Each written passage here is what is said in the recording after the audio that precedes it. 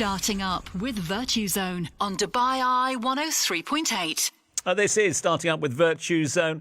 We do this each and every Thursday, 1 through till 2, along with the team from Virtue Zone. Talking of the chairman is in the house. He's in the chair, no less. Neil Petch is back with us after a couple of weeks. Great to see Mr. P back in the hot seat. And all well at HQ at the moment? All extremely well. Just spent a little bit of time in the hospital, which is a wonderful segue to our first guest. Nice little synergy into our first guest, our Success Spotlight coming your way in a few moments' time. But good to see that Team Virtue Zone have been holding the fort. And of course, it's been busy times. What are we, 2 weeks in now, Neil, since the corporate tax announcement, etc.? I know you guys have been leading from the front on that one. Listen, lots of interest. I go away, Tom, and 4 robots replace me. So it just gets busier and busier.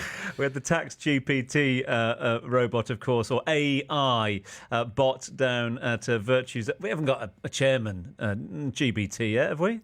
Apparently they couldn't find someone with enough dad jokes to become the chairman yet, so they're still trying to train that into the AI. And the next thing I'm expecting is that actually some of our customers might be robots as well. At that point, I'm going to be really worried. But it's booming. The office is just crazy busy. It's just, well, all the best. It's sort of indicative of what's going on in the country at the moment. As is, of course, as Mr. P was saying there, the boom in healthcare at the moment. Today we're meeting one of the most influential women in the region's healthcare industry. She runs hospitals across the UAE, Saudi Arabia, Egypt and Yemen, and she believes there should be more women in her field. It is, of course, the CEO of the Saudi German Hospital Group. Yep, you've certainly heard them. If you haven't visited them, that's for sure. Dr. Reem Osman. Reem, always lovely to see you. Thanks for joining us. Thank you. It's really great to be sharing the room, sharing the airways with a multi-award-winning leader. I mean, I was just talking to you off air about the sort of growth of the group at the moment, the SGH group. It is a brand that has become synonymous with the region. Has that always been part of your mantra to grow, to expand the brand across the region under your leadership? Thank you, Tom. Actually, the group, Saudi German Hospital Group, is 30 years old group in the region, started in Saudi Arabia, and they were pioneers when it comes to expansion across the Middle East in the region. So from Saudi Arabia to United Arab Emirates, to Yemen, to Cairo, to the new projects now for Casablanca, for Pakistan. It's a big group with always that passion to reach more and more countries and more regions, and always starting with the new cities, having its own challenges, which will give us more experience. All of us across the way. Each country, each city, it has really its own dynamics. So when you are opening a new business, whether healthcare or any other industry, you learn a lot by the dynamics, the demographics, the economic situations, the healthcare, the diseases that the people having.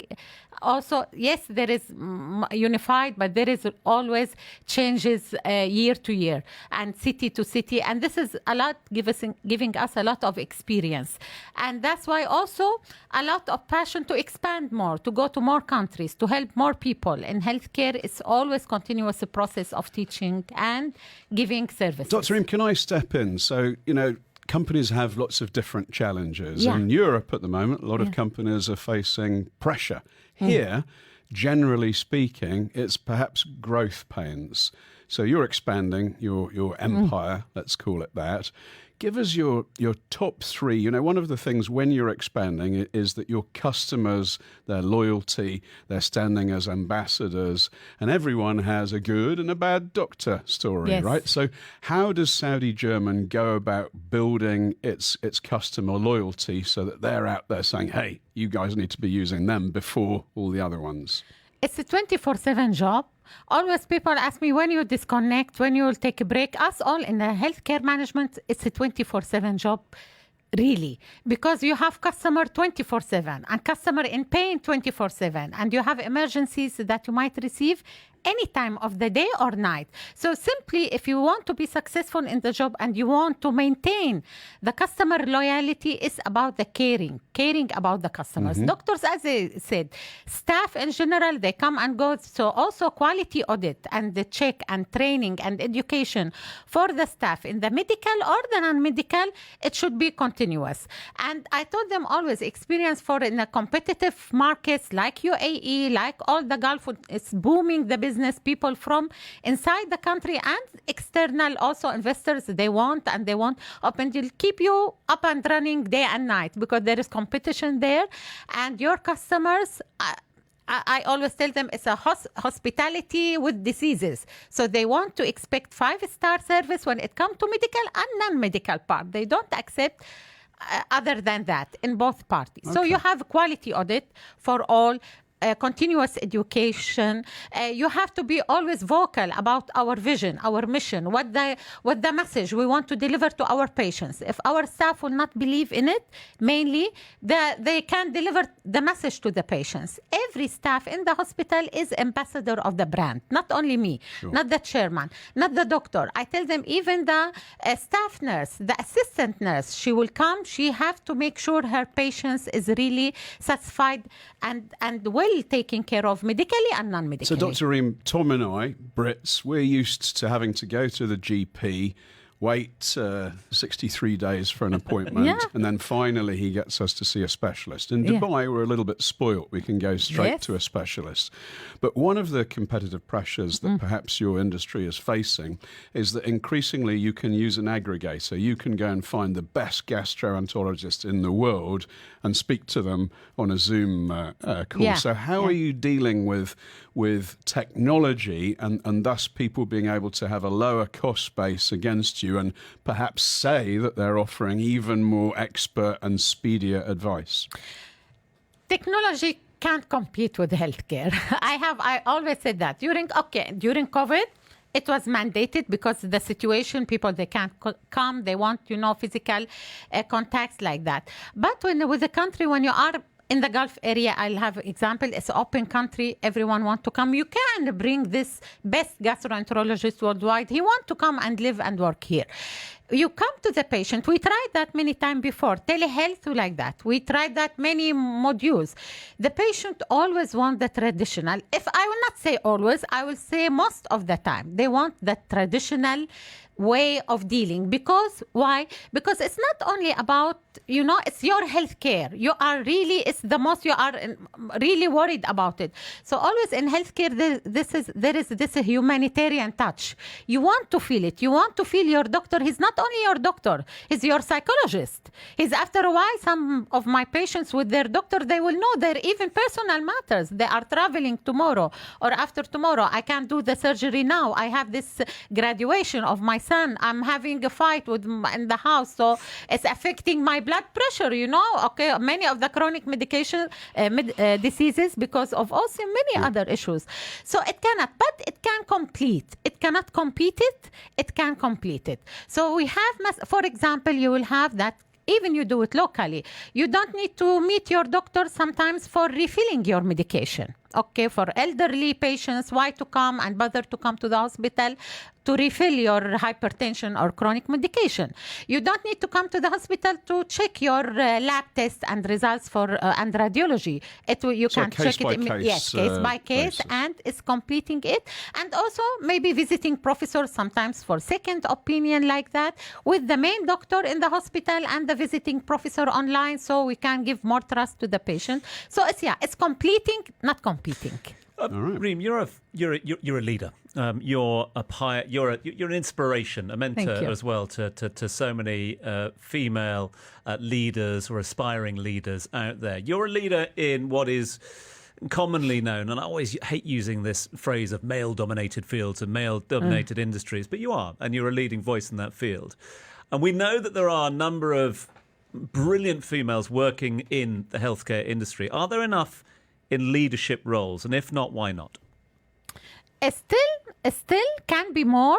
in healthcare management, there is, when it comes to healthcare, because we have so many female nurses, so many doctors also. So yeah, you will see the balance. We have good presence of women. When it comes to the managerial positions, actually in the last 10 years, when I was here as a CEO first, I think I was like first or second only. And then I noticed that there is so many others coming and taking the leadership role in government or private sector, which was something very good for us. But still, I think it can have more in all the subspecialty. You have the finance, you don't have CFO females a lot. IT, also you don't have CIO females. Maybe HR females, the presence inequality. Yes, they are. Medical management also still. I think in the subspecialty here also not necessarily to look immediately to the CEO position or COO position or like that. But there is many other, the subspecialty marketing you will see. So this is in the managerial, I think, depending on what specialty the female will like. So you don't see a lot of IT people, females, or like that, but you'll see them a lot in marketing, you'll see them a lot in equality, and in operation also you'll see a lot. But I like always, what we like to do is internal promotion. Yeah. If you want to ask me how I encourage them, how I like, especially in healthcare management, really, it's better to come from inside the house, because they know already the processes, how it's going on. If they have the opportunity to promote themselves, like for example in the nursing field, it's 95% internal promotion. All my nursing leaders are developed, are trained internally and promoted internally. Something like that. Doctors, head of department, all of that. Whenever there is managerial, if I'll spot any staff who has the potential as female, actually we'll give them special attention so they can grow up, even if they left us later on, which is, I think we all know that, but it's fine. We're almost out of time, but I just want to ask you for one little piece of advice, if I may, because we've only really scratched the surface. But for young women out there listening in, aspiring to leadership roles, be it in healthcare or otherwise, what's your one piece of advice to them? Focus on yourself and don't look at yourself as a woman or a man. I'm good enough, I'll be good for the job. And really, that's only what it should be in our mind. And I always like that for me as a CEO, and I'm sure any other CEO in the world. I don't care female or male or like that. I care only you are good for the job, you will take it. That's it. Reem, we congratulate you on all of your achievements. Thank you very much. We congratulate the Saudi German Hospital Group on all their achievements. Thank you. More hospitals in the pipeline? It's a teamwork. Yes, of course, always. Casablanca project coming soon. Alexandria opening. We are now opening our new specialized hospitals in Dubai.